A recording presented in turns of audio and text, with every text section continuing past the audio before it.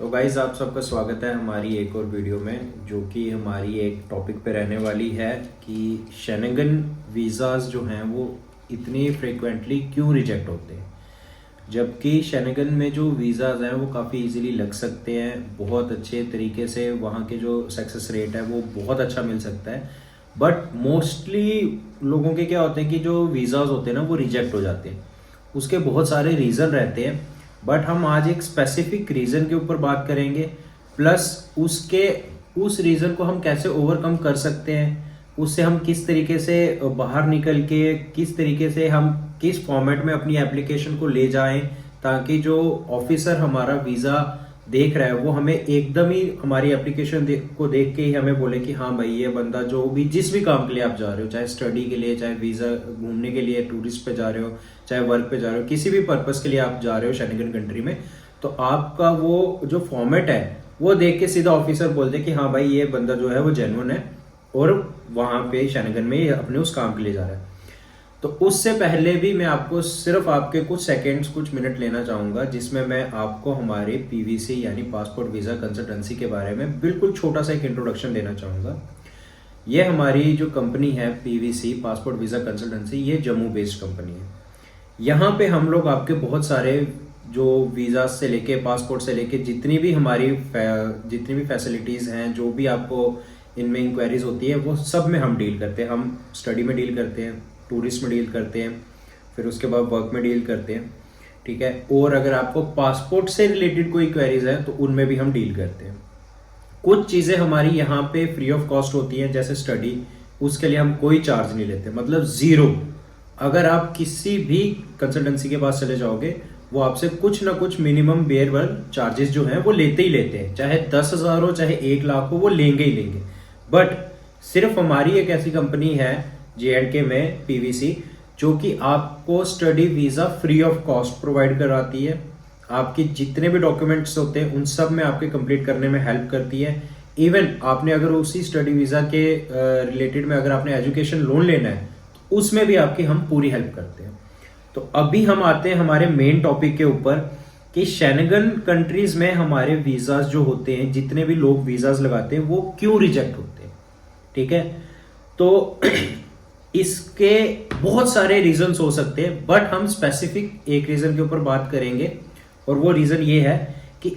जितनी भी एप्लीकेशंस लगाते हैं, चाहे कोई भी बंदा लगाता हो, वो कभी भी क्लाइंट की एक्सप्लेनेशन जो है वो ऑफिसर तक नहीं पहुंचा पाता है। वो उनको नहीं बता पाते हैं कि हमारा क्लाइंट XYZ, कोई भी क्लाइंट है, जैसे अगर आप सपोज कीजिए कि हमारा एक क्लाइंट है अमन नाम का, वो अगर शेंगन कंट्री जाना चाहता है तो वो क्यों जाना चाहता है, वो ऑफिसर के समझ आनी चाहिए ना, ऑफिसर को वो चीज समझ आनी चाहिए कि भाई ये जो बंदा है अमन, ये शेंगन कंट्री जा रहा है तो ये क्यों जा रहा है। बट जो कंसल्टेंसीज कंपनीज होती हैं वो ये चीज एक्सप्लेन ही नहीं कर पाती हैं। उसका एक है ना फॉर्मेट होता है, उस लेटर का एक फॉर्मेट होता है, ठीक है, जिसको हम वीजा कवर लेटर बोलते हैं। उस लेटर का एक फॉर्मेट होता है और वो फॉर्मेट आपको हमारी स्क्रीन पे यहाँ पे साइड पे कहीं पे भी दिख जाएगा, या फिर आप हमारी वेबसाइट पे विजिट करके उसको हमारे ब्राउज़र से भी डाउनलोड करके देख सकते हो। तो वो उस लेटर का एक फॉर्मेट होता है जिसके अंदर आपको है ना क्या करना होता है कि एक्सप्लेन करना होता है कि आप क्यों विजिट कर रहे हो, एकदम शॉर्ट हैंड्स में, जिसमें शॉर्ट हैंड्स में हमने उसमें एक्सप्लेन करना है कि आप क्यों विजिट कर रहे हो, आपका पर्पस क्या है।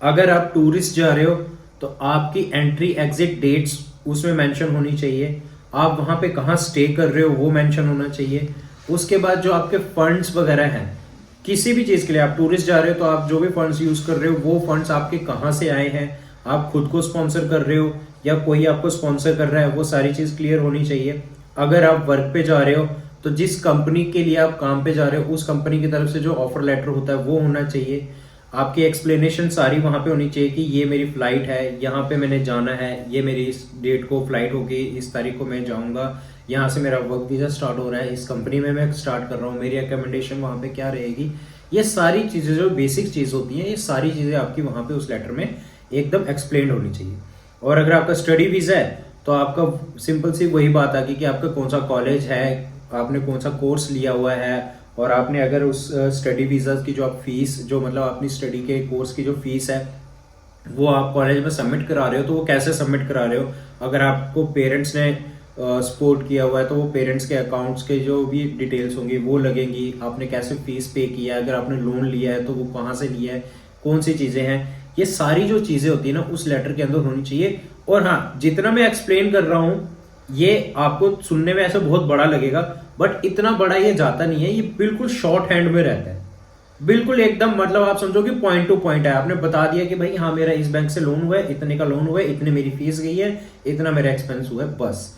ये जितना एक्सप्लेन करने में आपको बड़ा लग रहा है उतना बड़ा एक्सप्लेन होता नहीं है, उतना ही ये शॉर्ट हैंड में लिखा जाता है, उतना ही शॉर्ट हैंड में तैयार किया जाता है। अगर इस लेटर से भी रिलेटेड अगर आपको कोई भी इंक्वायरी आती है, कोई भी परेशानी आती है, उसके लिए भी हमसे कॉन्टैक्ट कर सकते हो। और ये सारी चीजें जो रहती है,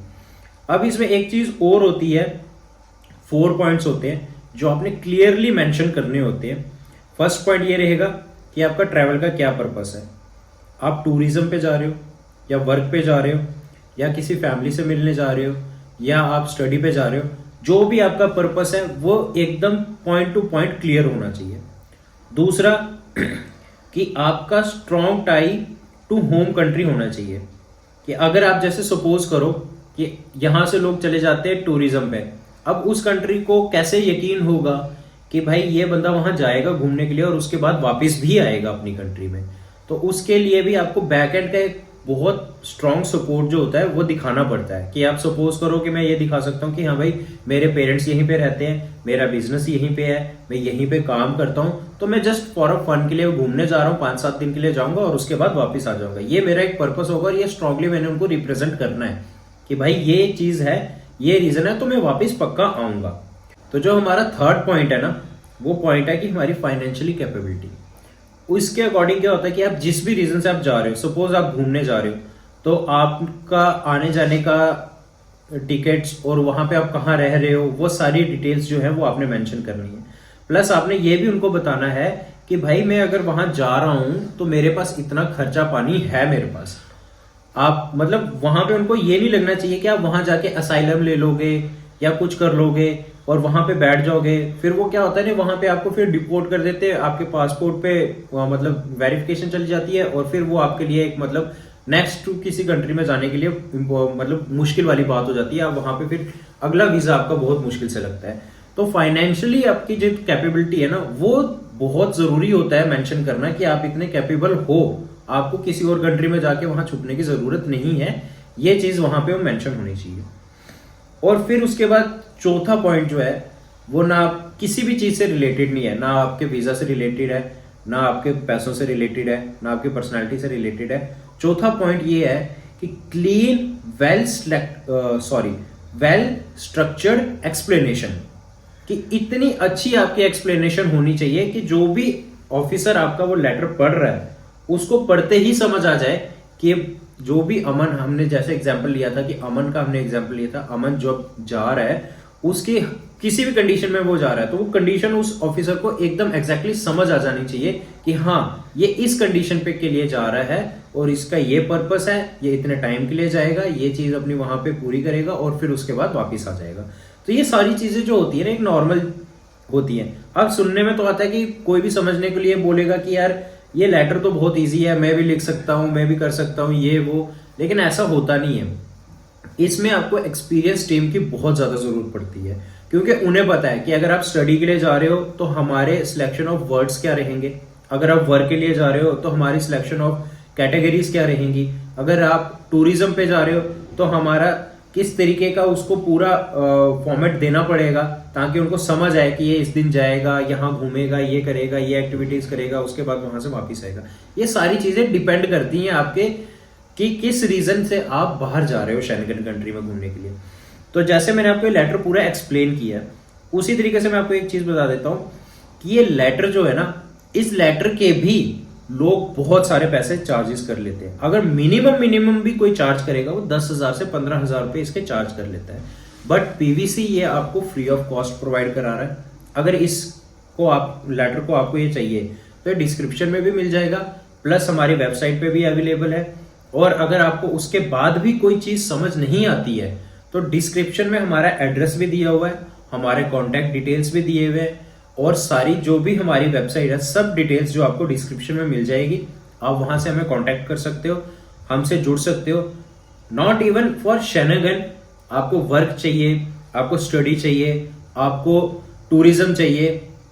कोई भी चाहिए, आपको कोई भी वीजा चाहिए, उसकी कोई भी इंक्वायरी हो, आप हमसे डायरेक्टली कांटेक्ट कर सकते हो। और इस चीज की हम आपको एश्योरिटी दे सकते हैं कि भाई जो भी हम आपका काम होगा